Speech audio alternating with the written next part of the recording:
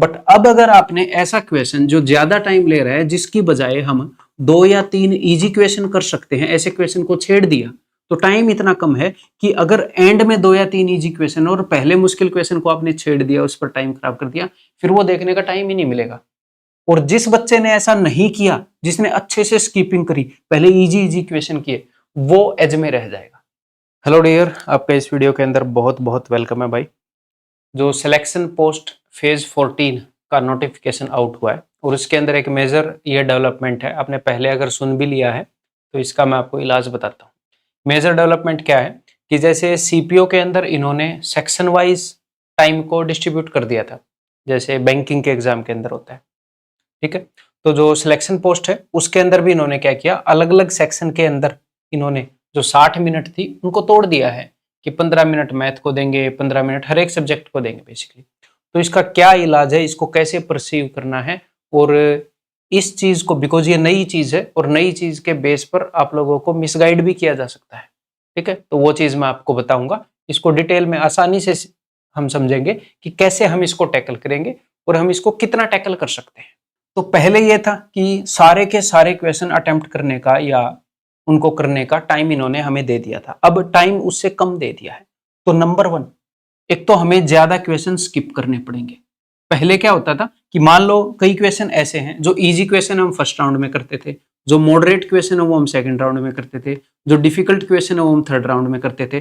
But गलती से first round में कोई थर्ड राउंड वाला क्वेश्चन कर दिया तो इतना एनफ टाइम होता था कि एक आधी गलती कर दी तो भी सारे क्वेश्चन को देखने का टाइम मिल जाएगा।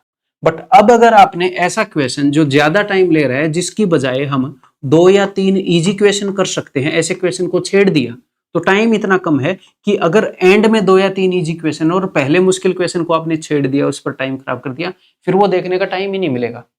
और जिस बच्चे ने ऐसा नहीं किया, जिसने अच्छे से स्कीपिंग करी, पहले इजी इजी क्वेश्चन किए, वो एज में रह जाएगा, उसको एज मिल जाएगी। तो अब की बार अटेम्प्टिंग स्ट्रेटेजी को और ज्यादा सीरियस लेने का टाइम आ गया है। अब की बार अगर हम गलती करेंगे तो फिर मौका नहीं मिलेगा। समझ में आ रही है बात, ठीक है। तो अब हमें ज्यादा क्वेश्चन स्किप करने पड़ेंगे। जिस क्वेश्चन में हमें लग रहा है कि यार समझ में ही नहीं आ रहा, कैसे करूं क्या ना करूं, या फिर लेंदी है, वो हमें तुरंत स्किप कर देना पड़ेगा। तो हम इजी इजी क्वेश्चंस को ढूंढेंगे, पहले सीधा इजी इजी क्वेश्चंस को ढूंढना है। तो एक तो ये चीज हम थोड़ी सी और ज्यादा एग्रेसिव कर लेंगे। दूसरा, अब हम कैलकुलेशन को स्किप करने पर थोड़ी सी ज्यादा नजर रख लेंगे। पहले अपने पास टाइम था तो इतना फॉर्मो में रहने की जरूरत नहीं थी कि क्वेश्चन की वीकनेस ढूंढू ही ढूंढू। तो अब हम कैलकुलेशन पूरी करने के बजाय एक माइंड में ये भी रखेंगे कि क्या इस कैलकुलेशन से बचा जा सकता है क्या, ठीक है। तो इस चीज को हम क्या करेंगे, इस चीज को एक वीडियो के अंदर नहीं बताया जा सकता। इस चीज को हम थ्रू आउट द जो लर्निंग प्रोसेस है, हम एफआरबी के अंदर सीख रहे हैं, तो थ्रू आउट द बैच ये मैं आपको सिखाता रहूंगा।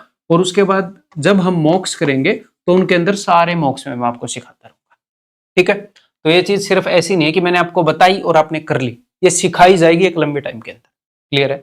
देन जितनी चीजों को हम मैनेज कर सकते हैं उनको हम मैनेज करेंगे, प्लस आपकी कट ऑफ भी लो जाएगी। जैसे सीपीओ की कट ऑफ लो गई है, कट ऑफ को लो जाना ही पड़ेगा, ठीक है। तो ये सारे जो फैक्टर्स हैं वो बदलेंगे। और अगर आप फॉलो करते रहोगे, बातें मानते रहोगे, सीखते रहोगे, यूट्यूब के ऊपर एफआरबी देखते रहोगे, तो फिर इन सारी चीजों के ऊपर मैं नजर रख लूंगा। आप टेंशन मत लो, ये सारी चीजें मैं सिखा दूंगा आपको कंटेंट के थ्रू, आप टेंशन मत लो,